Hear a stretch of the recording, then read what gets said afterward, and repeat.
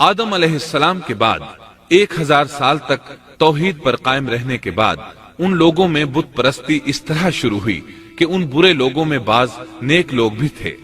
یہ برے لوگ ان نیک لوگوں سے بہت محبت کرتے تھے اور ان سے تقرب حاصل کرتے تھے، ان کی شان میں بہت مبالغہ کرتے تھے، جیسا کہ آج کل بعض لوگ علماء اور صالحین کی مدح سرائی میں زمین و آسمان کے قلابے ملاتے ہیں۔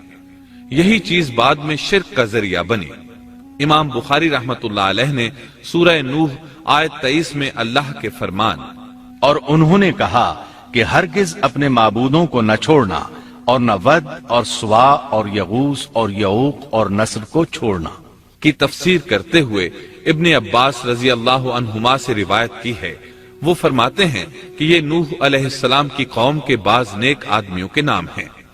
جب وہ فوت ہو گئے تو شیطان نے ان کی قوم کے دل میں یہ بات ڈال دی کہ جہاں وہ حضرات بیٹھا کرتے تھے وہاں ان کے بت بنا کر رکھ دو اور ان کو وہی نام دو جو ان بزرگوں کے تھے۔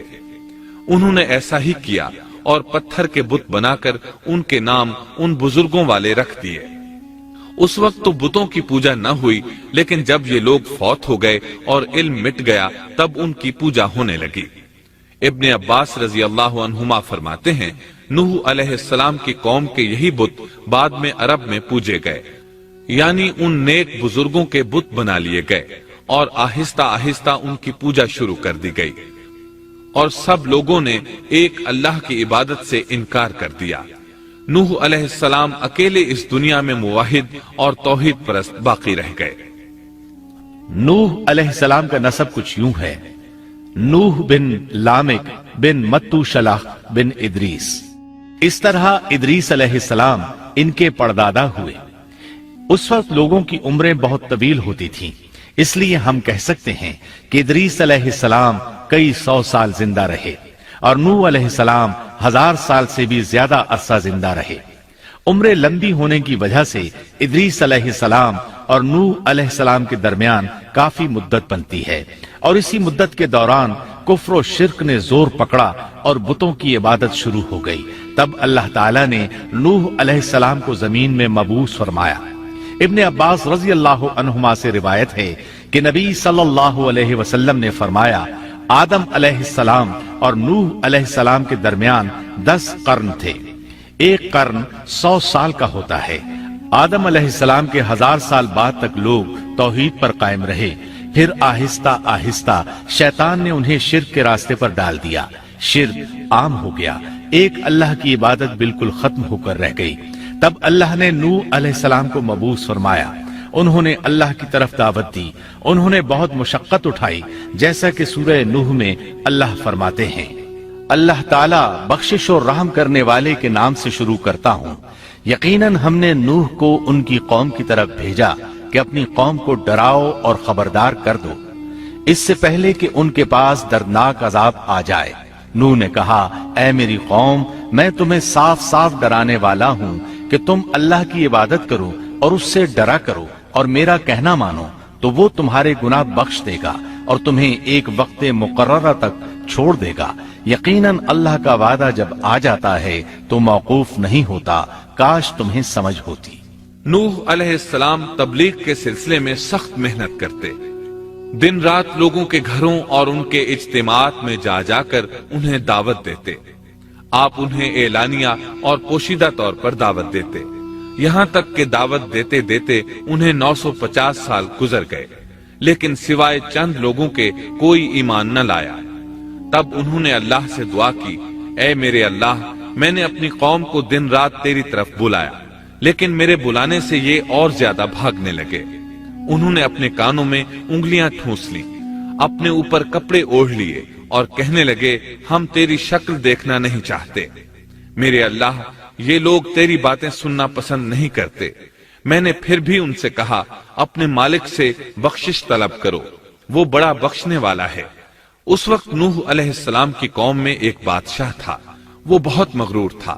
وہ قوم سے کہنے لگا نوح کی باتوں پر کان نہ دھرنا اور نہ اس سے بحث کرنا، یہ جو کرتا ہے اسے کرنے دو، تم اپنے بتوں کی پوجا پر ڈٹے رہو۔ چنانچہ لوگوں نے نوح علیہ السلام کی باتوں کی طرف سے کان بند کر لیے۔ अपने बादशाह की बात पर अमल करने लगे। तब नूह अलैहिस्सलाम ने अल्लाह से फरियाद की, ऐ परवरदिगार, ये मेरा कहना नहीं मानते। उन लोगों की सुनते हैं जिनकी औलाद और माल ने उन्हें फायदा तो न दिया, उल्टा नुकसान पहुंचाया, और उन्होंने मेरे साथ बड़ा दाव किया, यानी दूसरों को मेरे दरपे कर दिया। खुद भी मुझे सताने में कोई कसर न छोड़ी, और आपस में एक दूसरे से कहने लगे, अपने देवताओं को न छोड़ना, न वद और न सुआ और न यगूस और न यऊक और न नस्र को छोड़ना। इन लोगों ने बहुत से लोगों को गुमराह कर डाला, और परवरदिगार तू ऐसा कर कि ये जालिम और ज्यादा गुमराह हो। इस तरह नूह अलैहिस्सलाम ने 950 साल दिन रात लोगों को अल्लाह की तरफ बुलाया, लेकिन इतने तवील अरसा में सिर्फ 80 के करीब लोग मुसलमान हुए, और उन ईमानदारों की अक्सरियत फुकरा, मसाकीन, नातवा और गुलाम किस्म के लोगों पर मुश्तमिल थी, जिनकी मुआशरे में कोई हैसियत नहीं होती। मुश्किल से 10 ईमानदार ऐसे होंगे जो शरफ व जाह के मालिक होंगे। चुनाचे नूह अलैहिस्सलाम के मगरूर सरदारों ने जब इस सूरत हाल को देखा तो इकट्ठे होकर नूह अलैहिस्सलाम के पास आए और कहने लगे, ए नूह, हम चाहते हैं तेरी बातें सुने और लोगों को भी तेरी बातें सुनने की तरगीब दें और सब तुझ पर ईमान ले आए। लेकिन इससे पहले हमारी एक शर्त है, ये कि आपके हलके में जो ये जलील और हकीर लोग आ गए हैं, इन्हें धक्के देकर अपने पास से निकाल दे, इसलिए कि हम अपनी कौम के सरदार, चौधरी और मकाम व मर्तबे वाले लोग हैं। इसलिए हम इन फकीर लोगों के पास नहीं बैठ सकते। अगर आप इन्हें निकाल देते हैं तो हम ईमान ले आएंगे। अल्लाह ताला ने नूह अलैहिस्सलाम की कौम के इन सरदारों की तरदीद सूरह हूद आयत 27 ता 31 में की है। अल्लाह ताला फरमाते हैं, काफिर सरदार नूह से कहने लगे, हम तो यही देखते हैं कि तू हमारी तरह एक आदमी है, और ये भी देखते हैं कि सिर्फ उन लोगों ने तेरी पैरवी की है जो हम में रजील हैं, वो भी ऊपर की अक्ल से, और हम तो तुम्हें किसी बात में अपने से ज्यादा नहीं पाते, बल्कि तुम्हें झूठा ख्याल करते हैं। नूह ने कहा, ऐ सरदारो, बतलाओ तो सही, अगर मैं अपने रब की तरफ से जो दलील आई है उस पर कायम हुआ, और उसने अपनी मेहरबानी से मुझे सरफराज किया और तुमसे वो छुपी रही, तो क्या जबरदस्ती मैं उसे तुम्हारे सर मंड दूंगा, हालांकि तुम इससे बेजार हो। मेरी कौम वालों, मैं तुमसे इस पर कोई माल नहीं मांगता, मेरा सवाब तो सिर्फ अल्लाह ताला के यहाँ है। न मैं ईमानदारों को अपने पास से निकाल सकता हूँ, उन्हें अपने रब से मिलना है, लेकिन मैं देखता हूँ कि तुम लोग जहालत की बात कर रहे हो। मेरी कौम के लोगों, अगर मैं इन मोमिनों को अपने पास से निकाल दूं, तो अल्लाह के मुकाबले में मेरी मदद कौन कर सकता है? क्या तुम कुछ भी गौर व फिक्र नहीं करते? मैं तुमसे ये नहीं कहता कि मेरे पास अल्लाह के खजाने हैं, और मैं गैब का इल्म भी नहीं रखता।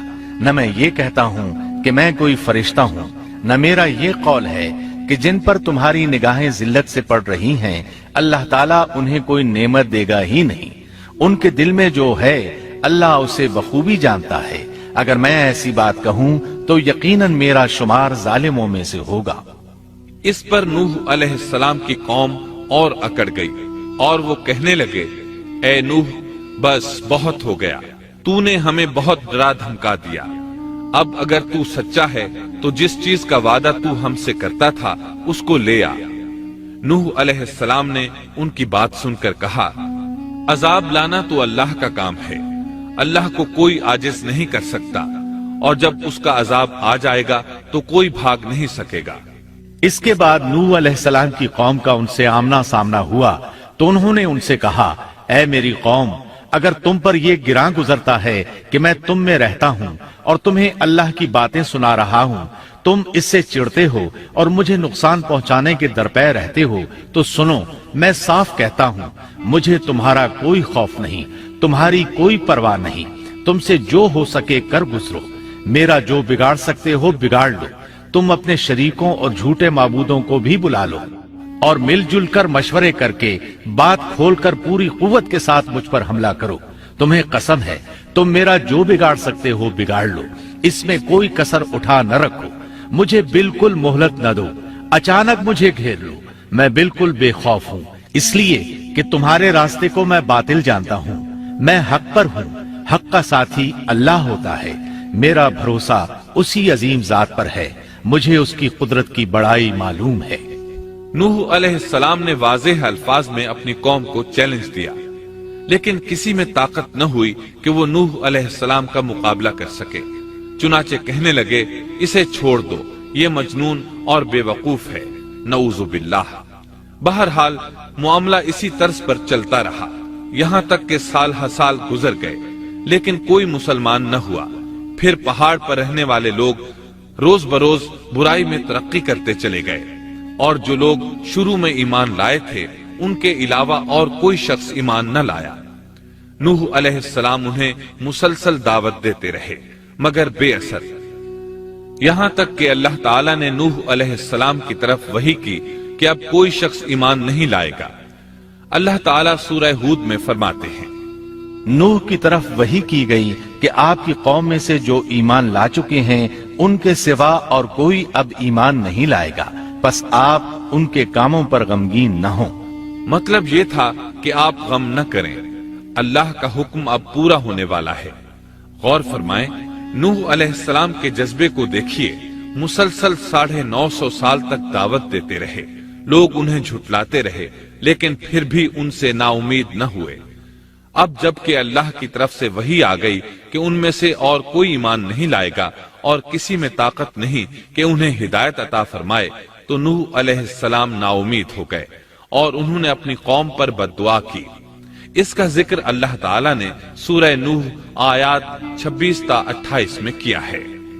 نوح نے کہا، اے میرے پروردگار، تو روئے زمین پر کسی کافر کو رہنے سہنے والا نہ چھوڑ، اگر تو انہیں چھوڑے گا تو یہ یقیناً تیرے اور بندوں کو بھی گمراہ کر دیں گے، اور ان کے ہاں جو اولاد ہوگی وہ بھی بدکار ناشکرے ہوں گے۔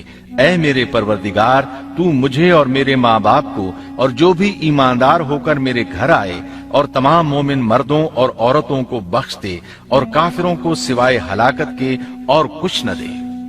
اللہ تعالیٰ فرماتے ہیں کہ جب نوح علیہ السلام نے ہمیں مدد کے لیے پکارا تو پھر ہم نے اس کی مدد کی اور اسے ایک بڑی کشتی بنانے کی وحی کی، لیکن نوح علیہ السلام نہیں جانتے تھے کہ وہ اتنی بڑی کشتی کیسے بنائے، اور نہ ہی وہ بڑھئی تھے کہ اس کام سے واقف ہوتے۔ اس لیے اللہ تعالیٰ نے ان کی طرف یہ وحی کی کہ ہماری آنکھوں کے سامنے اور ہماری وحی کے مطابق ایک کشتی تیار کرو۔ اللہ نے وحی کے ذریعے ان کی رہنمائی کی کہ وہ اس طرح کریں، اور مزید تعلیم کے لیے جبرائیل علیہ السلام کو بھیج دیا۔ وہ انہیں بتلاتے گئے کہ اس طرح کشتی تیار کرو۔ نوح علیہ السلام ایک پہاڑ پر رہتے تھے، ان کے ارد گرد درخت نہیں تھے، نہ پانی تھا، چنانچہ انہوں نے بہت سے درخت اگائے، پھر ان کو کاٹا اور پہاڑ پر بیٹھ کر کشتی تیار کرتے رہے۔ آپ بڑے بڑے تختے بناتے اور لوہا لاتے اور ان سے کیل تیار کرتے، پھر ان کیلوں کو تختوں میں ٹھوکتے، آپس میں ان تختوں کو ملاتے، یہاں تک کہ ایک بہت بڑی مضبوط اور دیو ہیکل کشتی تیار ہو گئی۔ ایک روایت کے مطابق نوح علیہ السلام نے اس کو 100 سال میں تیار کیا۔ یہ تھی وہ کشتی جسے نوح علیہ السلام نے اللہ کی ہدایت کے مطابق تیار کیا تھا۔ سورۃ القمر آیت 13 میں ارشاد ہوتا ہے، اور ہم نے نوح کو اس کشتی میں سوار کیا جو تختوں اور کیلوں سے بنی ہوئی تھی۔ نوح علیہ السلام نے دعوت کا کام چھوڑ دیا اور کشتی بنانے لگے۔ وہ لوگ جب انہیں کشتی بناتے دیکھتے تو ان کا مذاق اڑاتے، کہتے، نوح پہلے تو نبی تھا، اب بڑھئی بن گیا۔ مزید کہتے، یہ کیسا مجنون ہے کہ پہاڑ پر کشتی بنا رہا ہے، تعجب ہے اس پر۔ اللہ نے ان کافروں کے مذاق کا ذکر سورہ ہود آیات 38 اور 39 میں کیا ہے۔ نوح کشتی بنانے لگے، اس کی قوم کی جو جماعت اس کے پاس سے گزرتی وہ اس کا مذاق اڑاتی۔ وہ کہتے، اگر تم ہمارا مذاق اڑاتے ہو تو ہم بھی تم پر ایک دن ہنسیں گے جیسے تم مسخرہ پن کر رہے ہو۔ تمہیں بہت جلد معلوم ہو جائے گا کہ کس پر عذاب آتا ہے، جو اسے رسوا کرے اور اس پر ہمیشہ کا عذاب اتر آئے۔ اس کشتی کا حلیہ ابن عباس رضی اللہ عنہما سے ایک روایت میں یوں آیا ہے۔ وہ بیان کرتے ہیں کہ نوح علیہ السلام نے پہاڑ پر ایک کشتی تیار کی اور اسے تارکول سے لت پت کیا۔ اسی وقت سے تارکول کا ظہور ہوا۔ اس کشتی کا طول 300 گز، اونچائی 30 گز اور عرض 50 گز تھا۔ ایک اندازے کے مطابق اس کا طول 1 کلومیٹر سے زیادہ تھا اور اس کی بلندی اور گہرائی کے بارے میں کہا گیا ہے کہ 30 ہاتھ تھی، اور یہ کشتی عام کشتیوں کی طرح اوپر سے کھلی ہوئی نہیں تھی، بلکہ جس طرح اس کو نیچے سے بند کیا گیا تھا اسی طرح اوپر سے بھی بند کیا گیا تھا، تاکہ اوپر سے جو بارش برسے وہ انہیں نقصان نہ دے، اور جس طرح نیچے والے غرق ہونے سے محفوظ رہیں اسی طرح اوپر والے بھی محفوظ رہیں۔ گویا وہ ایک گیند کی مانند تھی۔ اس میں الگ الگ 3 درجے بنائے گئے تھے، ہر درجے میں ایک دروازہ تھا، اور یہ 3 دروازے اس طرح تھے کہ ہر دروازے کے اوپر ایک دروازہ تھا۔ یہ اس کشتی کا حلیہ تھا، جس کے راوی ابن عباس رضی اللہ عنہما ہیں۔ یہ کشتی آج بھی موجود ہے۔ اللہ تعالیٰ نے اس کشتی کو بطور عبرت اور نشانی کے باقی رکھا ہے، جیسا کہ اللہ تعالیٰ فرماتے ہیں، اور بے شک ہم نے اس واقعے کو نشانی بنا کر باقی رکھا، پس ہے کوئی نصیحت حاصل کرنے والا۔ اس صدی میں علماء کے ایک گروہ نے اس کشتی کو ترکی کے ایک پہاڑ پر پا لیا ہے۔ اب وہ 2 ٹکڑوں میں تقسیم ہو چکی ہے۔ اس کا حلیہ وہی تھا جو بیان ہوا۔ اللہ کا فرمان سچا ثابت ہو گیا کہ ہم نے اس کو نشانی بنا کر باقی رکھا ہے۔ اس کے بعد طوفان آیا۔ اللہ تعالیٰ نے نوح علیہ السلام کو اس طوفان کے ظہور کی ایک نشانی اور علامت بتلائی تھی۔ نوح علیہ السلام کے گھر میں ایک تنور تھا۔ اللہ نے فرمایا، جب یہ تنور جوش مارنے لگے اور پانی اس سے ابلنے لگے تو سمجھ لینا اللہ کا وعدہ آ گیا۔ چنانچہ اس وقت مومنوں کو اور اپنے اہل و عیال کو اور زمین پر بسنے والے تمام جانوروں کا جوڑا جوڑا اس کشتی میں سوار کر لینا۔ تنور سے کیا مراد ہے، اس کے متعلق مفسرین میں اختلاف ہے۔ بعض کہتے ہیں کہ اس سے مراد ایک چشمہ ہے جو زمین سے نکلتا ہے، لیکن راجح روایات کے مطابق اس سے مراد معروف تنور ہے جس میں آگ جلا کر روٹیاں پکائی جاتی ہیں۔ یہ تنور نوح علیہ السلام کے گھر میں تھا، اور اسی کو اللہ نے طوفان کے آنے کی علامت بتایا اور فرمایا کہ جب یہ پھوٹ پڑے اس وقت ہر چیز کا جوڑا جوڑا کشتی پر سوار کر لینا۔ اللہ تعالیٰ سورہ ہود آیت 40 میں فرماتے ہیں، یہاں تک کہ جب ہمارا حکم آ پہنچا اور تنور ابلنے لگا، ہم نے کہا اس کشتی میں ہر قسم کے جوڑے دوہرے سوار کر لے، اور اپنے گھر کے لوگوں کو بھی سوائے ان کے جن پر پہلے سے بات پڑ چکی ہے، اور سب ایمان والوں کو بھی۔ اس کے ساتھ ایمان لانے والے بہت ہی کم تھے۔ کشتی میں سوار ہونے والوں کی تعداد 80 بتائی جاتی ہے۔ چنانچہ جب تنور جوش مارنے لگا تو نوح علیہ السلام کشتی میں سوار ہو گئے۔ کشتی ان کی بستی میں لوگوں سے دور پہاڑ پر تھی۔ اللہ کی قدرت کہ تمام قسم کے جانور بھی کشتی کے پاس آ گئے۔ نوح علیہ السلام نے انہیں بھی سوار کر لیا۔ اللہ تعالیٰ سورۃ القمر آیات 11 اور 12 میں فرماتے ہیں، پس ہم نے آسمان کے دروازوں کو زور کی بارش سے کھول دیا اور زمین کے چشموں کو جاری کر دیا، پس اس کام پر جو پانی مقرر کیا گیا تھا خوب جمع ہو گیا۔ آسمان سے نازل ہونے والا اور زمین سے نکلنے والا پانی کتنا تھا، اس کا اندازہ اللہ ہی کو ہے۔ بہرحال اس پانی نے زمین پر رہنے والے انسان، چوپائے، حیوانات، غرض ہر چیز کو غرق کر دیا۔ اس بارے میں اللہ فرماتے ہیں، نوح نے اپنی قوم سے تنگ آ کر ہمارے حضور دعا کی، ہم تو ہیں ہی بہترین طور پر دعاؤں کے قبول کرنے والے۔ فوراً ان کی دعا قبول کر لی اور اس تکلیف اور ایذا سے انہیں بچا لیا جو انہیں کفار سے روز مرہ پہنچ رہی تھی، اور ان کی اولاد کو ہم نے باقی رہنے والی بنا دیا، یعنی انہی کی اولاد سے پھر سے دنیا آباد ہوئی، کیونکہ صرف وہی لوگ بچے تھے جو کشتی پر سوار تھے، اور ہم نے ان کا ذکر خیر پچھلوں میں باقی رکھا۔ نوح علیہ السلام پر تمام جہانوں میں سلام ہو۔ ہم نیکی کرنے والوں کو اسی طرح بدلے دیتے ہیں، وہ ہمارے ایماندار بندوں میں سے تھا، پھر ہم نے باقی سب کو غرق کر دیا۔ اللہ مزید فرماتے ہیں، جب پانی میں طغیانی آ گئی تو اس وقت ہم نے تمہیں کشتی میں چڑھا لیا تاکہ اس کو تمہارے لیے نصیحت اور یادگار بنا دیں، تاکہ یاد رکھنے والے کان اس کو یاد رکھیں۔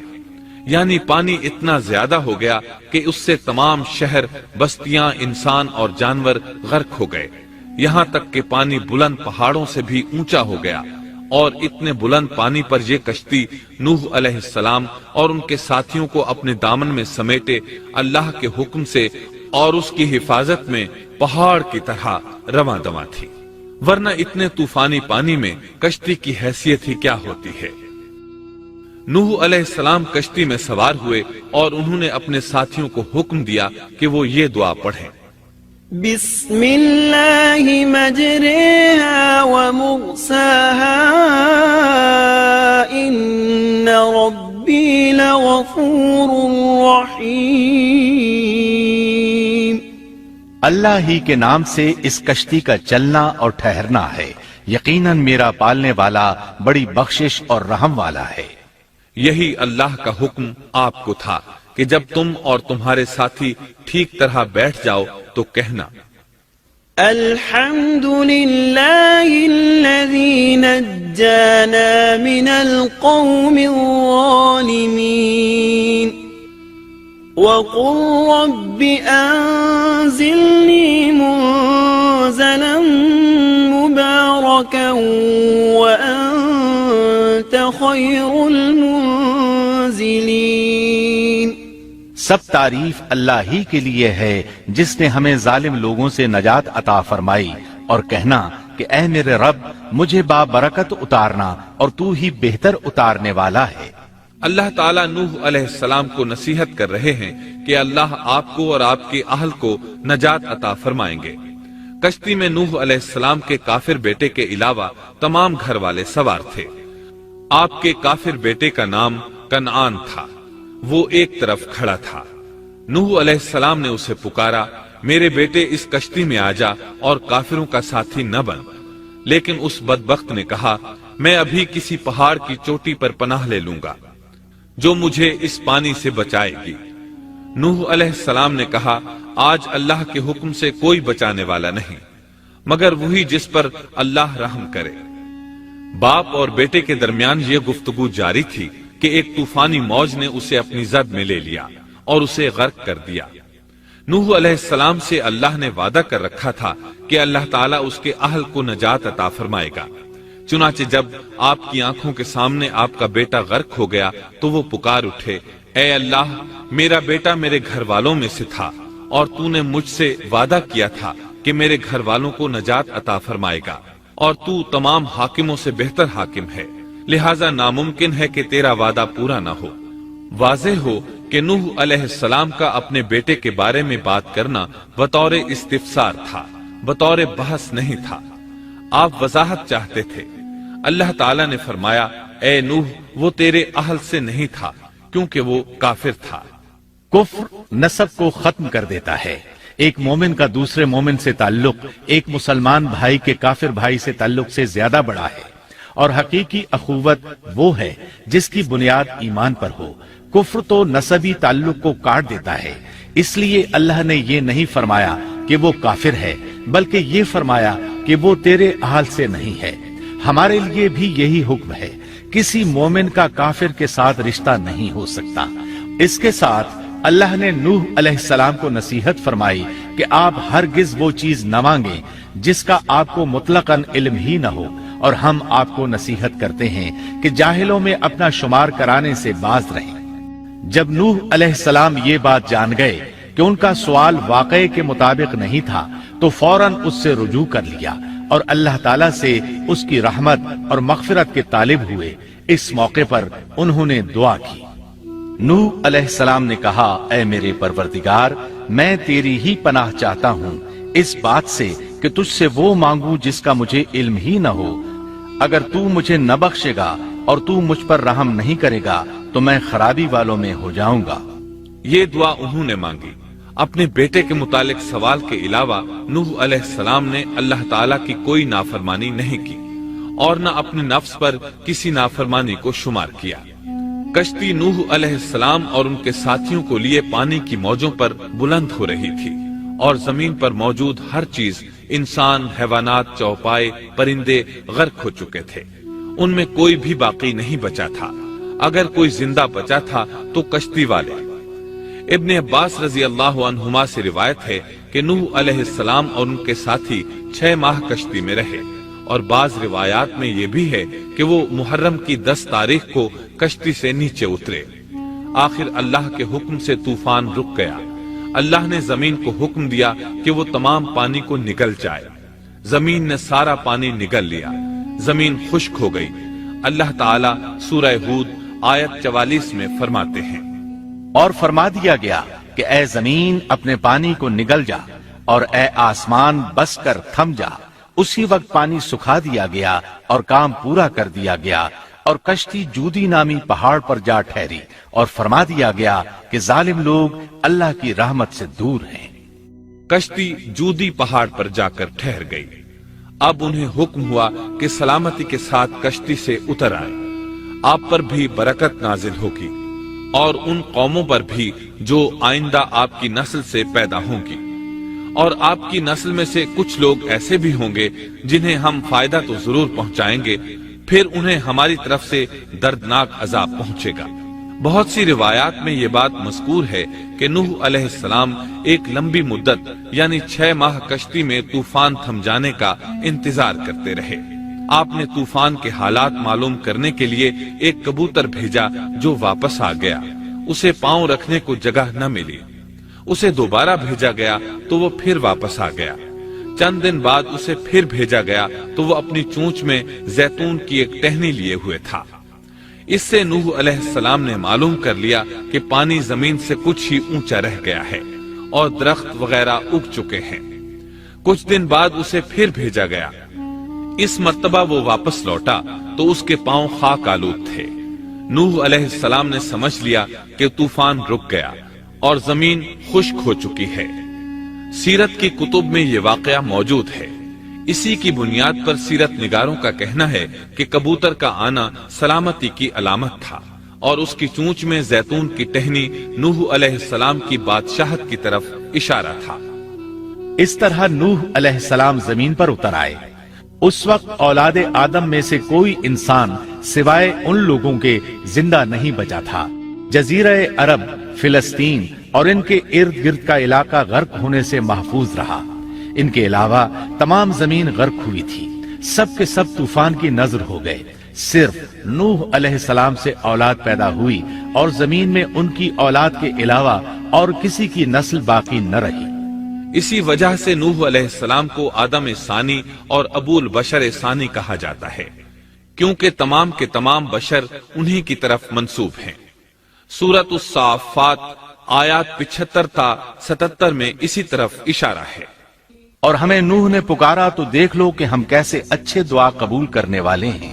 ہم نے اسے اور اس کے فرما برداروں کو اس زبردست مصیبت سے بچا لیا۔ اس کی اولاد ہم نے باقی رہنے والی بنا دی۔ ایک دوسرے مقام پر اللہ تعالیٰ دیگر امم اور رسولوں کے متعلق کلام کرتے ہوئے فرماتے ہیں، اے ان لوگوں کی اولاد جنہیں ہم نے نوح کے ساتھ چڑھا لیا تھا، وہ ہمارا بڑا ہی شکر گزار بندہ تھا۔ نوح علیہ السلام کے 3 بیٹے تھے، سام، حام اور یافس۔ سام کی نسل زیادہ تر سفید رنگت کی تھی اور بہت کم لوگ ان میں سیاہ فام تھے، البتہ کچھ ان میں گندمی تھے۔ حام کی اولاد کی اکثریت سیاہ فام تھی، ان میں بہت کم لوگ سفید رنگ کے تھے، اور یافس کی اولاد سرخی مائل رنگ کی تھی۔ عرب اور بنو اسرائیل سام کی اولاد ہیں، تمام حبش حام کی اولاد ہیں، ترک اور مشرقی ایشیا کے لوگ یافس کی اولاد ہیں۔ طوفان کے بعد نوح علیہ السلام اللہ کے بندوں میں 350 سال تک زندہ رہے، اور وہ اللہ کے قول عبدن شکورن کے مصداق تھے۔ پھر نوح علیہ السلام فوت ہو گئے۔ راجح ترین روایات کے مطابق آپ مکہ میں دفن ہوئے۔ ایک دوسری روایت کے مطابق آپ لبنان میں دفن